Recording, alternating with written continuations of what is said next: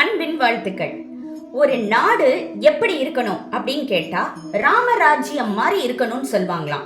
வால்மீகி தன்னோட ராமாயணத்துல இத பத்தி சொல்லியிருக்கிறாரு. அது என்ன ராமராஜ்யம்னு கேக்குறீங்களா?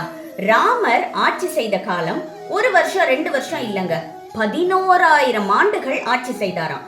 அயோத்தியா அதுக்கு முன்னாடி ஆட்சி செய்த அரசர்களுக்கும் ராமர் ஆட்சி செய்த முறையும் ரொம்பவே வித்தியாசப்பட்டுச்சான். என்னன்னா, தன்னோட மக்கள் எப்படி வாழ்றாங்க, அவங்களோட பழக்க வழக்கம் என்ன, அவங்களோட பண்பு முறைகள் நெறிகள் இதெல்லாம் என்ன, தனம் தானியம் இந்த வகையில எப்படியெல்லாம் அவங்க இருக்காங்க, இது எல்லாத்தையுமே அந்த அரசன் கவனிச்சுக்கிட்டே இருந்தாராம்.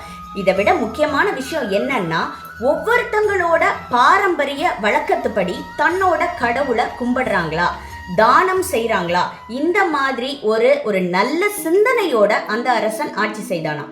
ஸோ இந்த மாதிரி நல்ல சிந்தனைகளோட இருக்கும் பொழுது அந்த நாடு எல்லா வகையிலையும் வளமையா இருந்துச்சான்.